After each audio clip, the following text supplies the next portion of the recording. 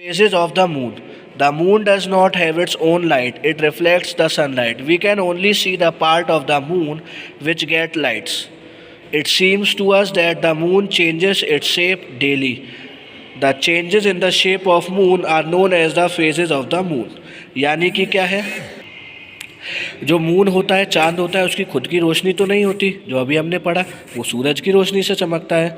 हमको मून का सिर्फ वही हिस्सा दिखता है जहाँ पर सूरज की रोशनी पड़ती है, ठीक है।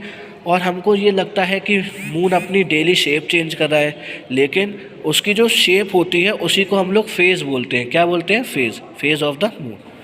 On no moon night the moon is between the earth and the sun and this moon is not visible to us. यानी कि जो हमारी चांद की रात होती है उस दिन क्या होता है, उस दिन हमारा जो चांद होता है वो पृथ्वी और सूरज के बिल्कुल बीचों बीच में आ जाता है, जिसकी वजह से उस पर कोई भी रोशनी नहीं पड़ती और हमको लगता है कि वो मून गायब हो गया। The slowly day by day we can see small positions of the moon appearing in the sky. These are crescent moon.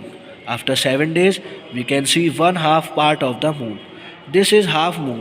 After 2 weeks, we can see the full face of the moon. This is full moon. यानी कि क्या है, जैसे जैसे हमारे सूरज की रोशनी चांद पर पड़ती है उसकी पोजीशन चेंज होती है। सबसे पहले हमको दिखता है क्रीसेंट मून इस तरीके का, ठीक है।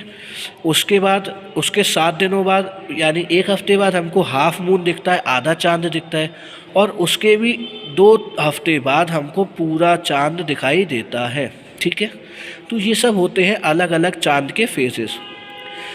अब हम लोग पढ़ेंगे ऐसे कौन से आखिरकार व्यक्ति हैं जो मून पर गए हैं, चांद पर गए हैं। Man on the moon. Moon is the nearest neighbour of the earth in the sky. यानी कि जो हमारा मून है वो हमारे अर्थ से सबसे ज़्यादा पास है। There is no life on the moon because there is no air और water on the surface of the moon. यानी कि चांद पर जीवन क्यों नहीं है? क्योंकि वहाँ पे पानी और हवा नहीं है। Apollo 2 was the spaceship that took the first man to the moon. यानी कि अपोलो 2 ही वो हमारी स्पेसशिप थी जिस पे पहली बार नील आर्मस्ट्रॉन्ग जुलाई 20, 1969 पर उन्होंने चांद पर कदम रखा था। Edwin Aldrin and Michael Collins also travelled in the same spacecraft with him. यानी कि नील आर्मस्ट्रॉन्ग के और कौन कौन साथी थे? एडविन एल्ड्रिन और माइकल कॉलिंस। ये 3 लोग थे जो सबसे पहले चांद पर गए थे।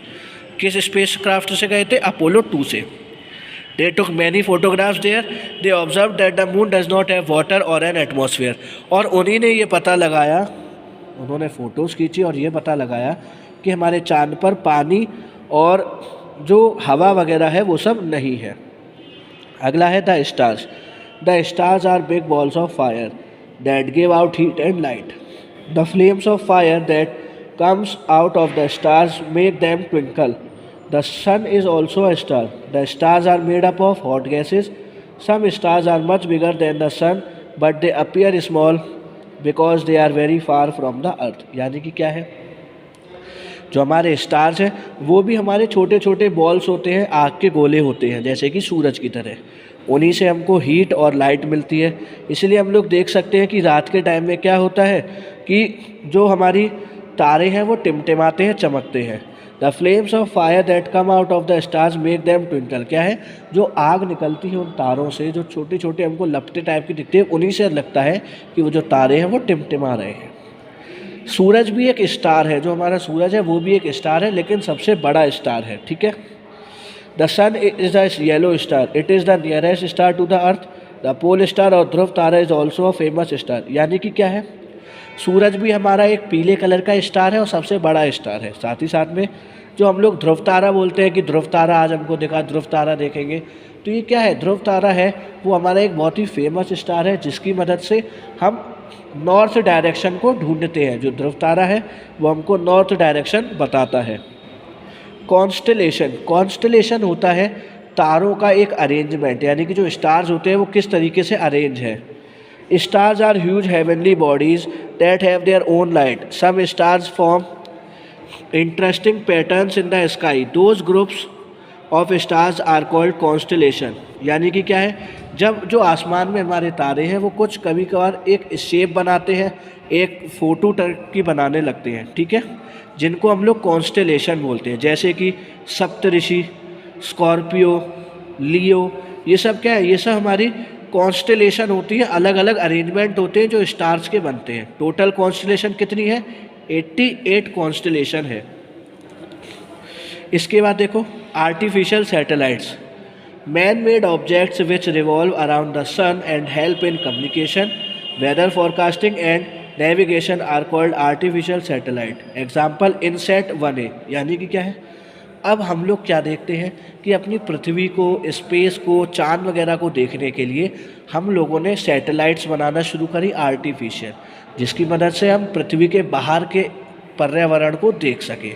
तो क्या होता है, इनका काम होता है कि पृथ्वी के बाहर जाकर हमारे कम्युनिकेशन को, सिग्नल्स को पकड़े और वेदर फॉरकास्टिंग वगैरह में, यानी कि मौसम की जानकारी वगैरह में मदद करती है। हमारी आर्टिफिशियल सैटेलाइट कौन सी है? INSAT 1A। इस तरीके की हमारी आर्टिफिशियल सैटेलाइट्स भी हैं। तो क्लास थर्ड ये था हमारा चैप्टर नंबर 15 हेवनली बॉडीज़। इसके क्वेश्चन आंसर आपको कल मैं कराऊंगा इसी वीडियो में, ठीक है। साथ ही साथ में डेली आपको इस वीडियो को देखना है जो आपकी ग्रुप पे आया करेगी, और अपने क्वेश्चन आंसर्स, नोटबुक वगैरह को कंप्लीट करना है। और जब भी आपको ग्रुप में मैसेज डाला करें कि आपको नोटबुक चेक करानी है, तब आपको सबमिट भी करनी है, ठीक है। So thank you.